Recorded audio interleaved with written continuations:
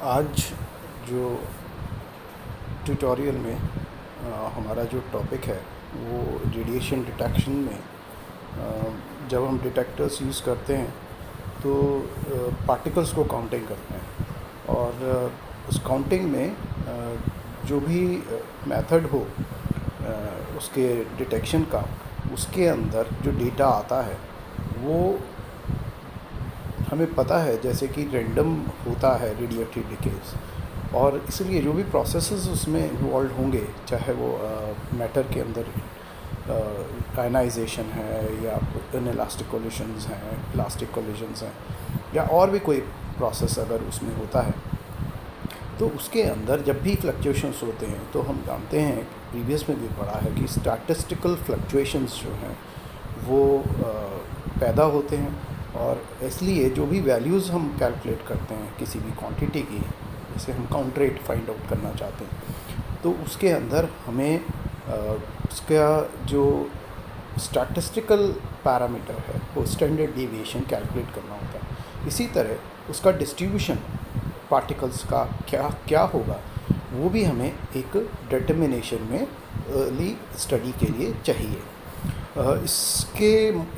Point of view से आज का ये जो टॉपिक है वो हमने लिया है, और ये है कि न्यूक्लियर पार्टिकल काउंटिंग स्टैटिस्टिक्स जो है वो किस तरह से फॉर्म होगी और हम उसको किस तरह समझें, जिससे कि जो हम रियल डिटेक्शन प्रोसेस पढ़ते हैं किसी भी डिटेक्टर के लिए, चाहे वो आयन गैस बेस्ड हों, सेमीकंडक्टर हों, या और कोई भी तरह के सिंटिलेशंस हों, उनके अंदर किस तरह से जो डेटा आएगा वो रीड किया जाएगा। नाउ इसको स्टार्ट करने के लिए हम ये जानते हैं कि किसी भी रेडिएटिव सोर्स में से जो रेट ऑफ डिके है वो एक रदरफोर्ड का जो लॉ है वो हम अच्छी तरह समझते हैं, और हम ये जानते हैं कि उसमें एक डेकेस कांस्टेंट होता है और एक हाफ लाइफ जिसके द्वारा वो करता है, और ये आपस में रिलेटेड क्वांटिटीज़ होती हैं। और किस तरह से होती हैं कि सपोज़ कीजिए कोई n रेडिएटिव एटम्स जो हैं वो डिके करते हैं किसी पर्टिकुलर टाइम पे, और dn मान लीजिए उसका स्मॉल n टाइम इंटरवल में जो डिके है वो होता है, तो तब हम n dn और लेमडा के बीच में जो रिलेशन लिखते हैं वो बेसिकली होता है dn is equal to minus of n lambda dt। तो you can write this as dn by n is equal to minus of lambda dt। और इसको अगर हम इंटीग्रेट कर दें तो हम ये पाएंगे कि ये जो एक्सप्रेशन है हमें नंबर ऑफ एटम्स जो है वो दे देता है after any given time t, n is equal to n0 e to the power minus lambda t। ये एक बहुत ही यूज़फुल कंसेप्ट है डिके कांस्टेंट में। लेकिन और दूसरी बात ये है कि हाफ लाइफ जैसे हम जानते हैं कि वो रेसिप्रोकल ऑफ डिके कांस्टेंट होता है, तो किसी भी हाफ लाइफ और रेडिएटिव आइसोटोप को डिफ़ाइन करना है तो वो बेसिकली इस रिलेशन से होता है जिसमें ln2 बाई लेमडा होता है। So just you can write this as t half is 0.693 upon lambda.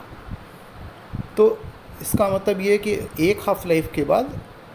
आधे इनिशियल नंबर के आधे रह जाएंगे, और दो हाफ लाइफ्स के बाद जो है वो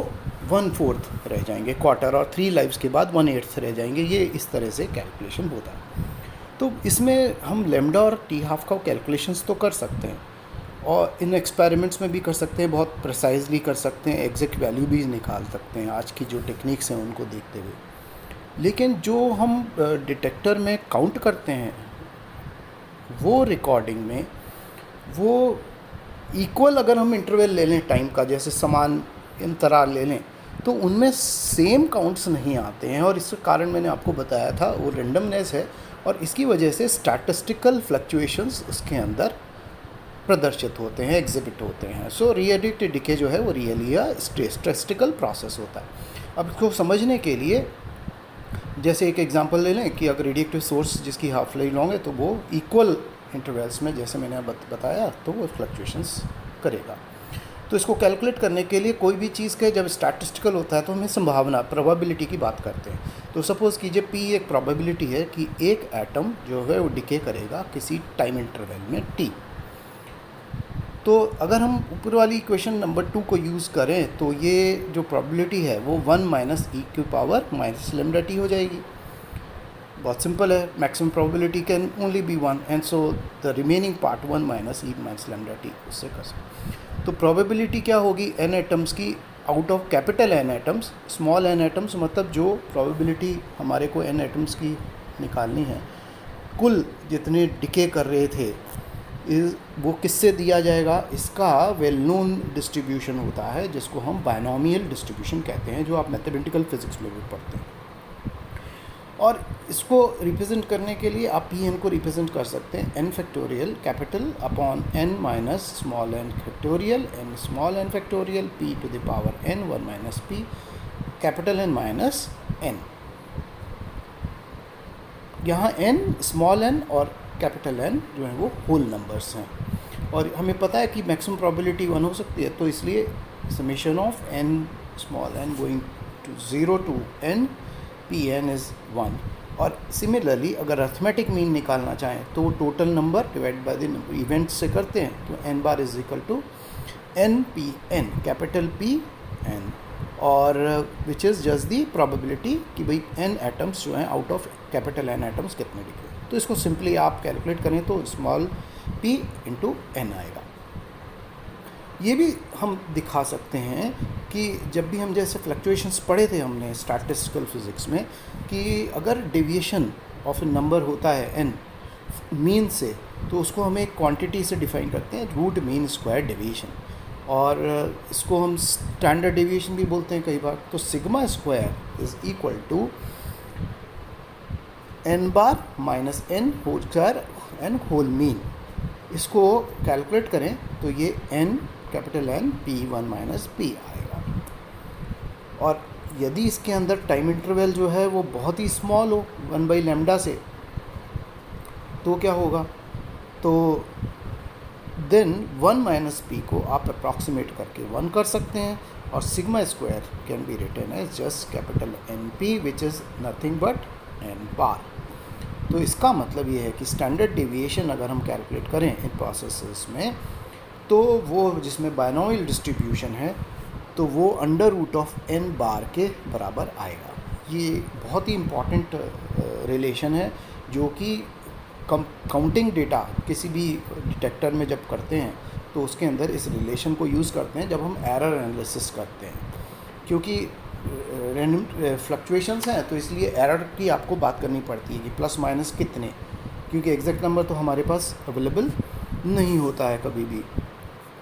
तो इससे हम क्या करते हैं कि भाई ये जो कैलकुलेशन करेंगे जब भी हम किसी डिटेक्टर के लिए, तो उसके अंदर हमें वैल्यू को फाइंड आउट करना है। लेकिन सपोज़ कीजिए कि एक्टिव एटम्स जो डिके कर रहे हैं वो अगर लार्ज हों, और हमारी जो प्रोबेबिलिटी है डिके की किसी भी इंटरवल में टाइम में वो बहुत 1 से कम हो, तब ऐसे केस के अंदर जो बायनोमियल डिस्ट्रीब्यूशन है वो एक स्पेशल केस जिसे हम पॉइजन डिस्ट्रीब्यूशन कहते हैं, वो उसमें रिड्यूस हो जाता है, और उसको अप्रॉक्सीमेट कर सकते हैं, और उसको रिलेशन को हम लिखेंगे कि अबव वाला रिलेशन जो ऊपर था वो 4 इक्वेशन नंबर 4 से डिनोट किया है, वो रिड्यूस हो जाएगी P N is equal to N bar N power E minus N bar upon N factorial.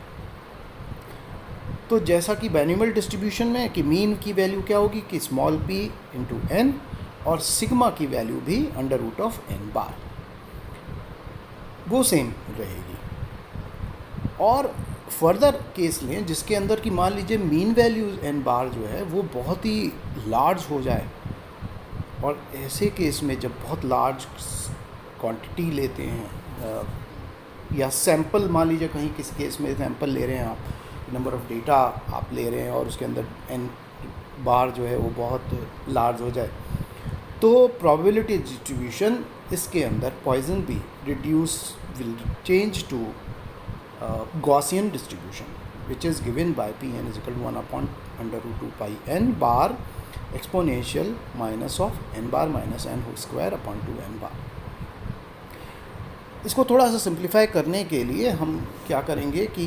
इसको डिविएशन जो है एन बार माइनस एन उसको एप्सिलॉन के बराबर रखेंगे,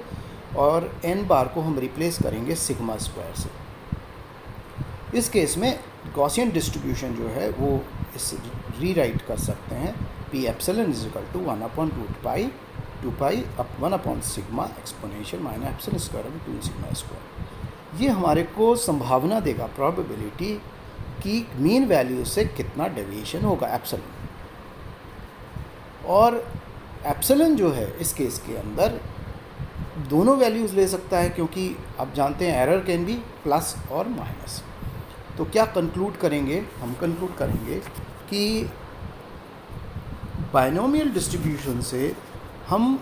काउंटिंग की स्टैटिस्टिक्स का डेटा जो भी है उसको हम काउंटिंग मेजरमेंट्स में एनालिसिस कर सकते हैं,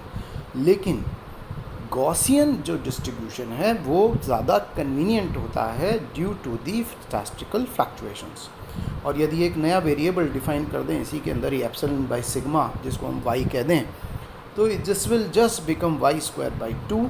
सो p epsilon d epsilon will become py dy is equal to 1 upon root 2 pi exponential minus of y square by 2 dy। और इसको आप कैलकुलेट कर सकते हैं for different values of y and what it will give us. तो capital Y की value आ जाएंगी और आप इसको minus Y to plus Y कर दें, पी वाई डी वाई। और ये जो वैल्यूज़ हैं इनको अगर हम प्लॉट करें तो हम क्या पाएंगे? ये कैपिटल वाई एक्सिस पे कैपिटल पी वाई फंक्शन है और स्मॉल जो एक्स एक्सिस है वो वाई स्मॉल वाई है। तो इसको प्लॉट करें तो एक सिमेट्रिकल डिस्ट्रीब्यूशन, जिसको हम गॉसियन कर्व भी कहते हैं, तो गॉसियन प्रोबेबिलिटी डिस्ट्रीब्यूशन जो है वो हमें दे देगा। इसका मायने क्या है? इस कर्व का मायने यह है कि ध्यान से देखें कि इसके अंदर 68 करीब % ऑफ इवेंट्स जितने भी थे वो एक ±1 स्टैंडर्ड डेविएशन के मीन वैल्यू के अंदर आ जाते हैं, और सारे इवेंट्स ऑलमोस्ट वो करीब ±3 स्टैंडर्ड डेविएशन के मीन के अंदर आ जाते हैं। ये इसका कंक्लूज़न है। तो लेकिन ये जनरली पॉसिबल नहीं होता है कि हम काउंट्स के सिमिलर काउंट्स की एक पूरी सीक्वेंस करें। तो या तो हमारे पास वक्त नहीं होता है डिटेक्शन में, मेजरमेंट लेने में, या जो डिके जो सोर्स कर रहा है वो उस काउंटिंग इंटरवल में वो प्रॉपरली हमें रेगुलरली सेम रीडिंग्स नहीं दे रहा है, सेम काउंटिंग नहीं दे रहा है। तो ऐसे में हम कई बार एक सिंगल काउंट या 2 काउंट्स में मेजरमेंट करते हैं। और इस प्रोबेबिलिटी डिस्ट्रीब्यूशन को देखें तो ये पाएंगे कि सिंगल काउंट में 68 करीब % चांस होगा कि उसका जो स्टैंडर्ड डेविएशन है वो ±1 के अंदर ऑफ ट्रू मीन वैल्यू आ जाए। और 19 बल्कि 100 ऑलमोस्ट 99.7% करीब चांस होगा कि वो ±3 standard deviation of the true mean आ जाए। तो आप इसलिए सिंगल काउंट जो है वो अगर हम करते हैं, एक सिंगल रीडिंग लेते हैं, द ट्रू जो काउंट है वो हम जो है वो उसको फाइंड आउट एग्जैक्टली या प्रॉपरली नहीं कर सकते, क्योंकि स्टैंडर्ड डेविएशन जो है वो square root of the true mean होता है। तो इसलिए यदि आप इस तरह का मेजरमेंट करते हैं तो इसके अंदर सिग्मा को आप अप्रॉक्सीमेट करके √ सिंपल n लिख सकते हैं,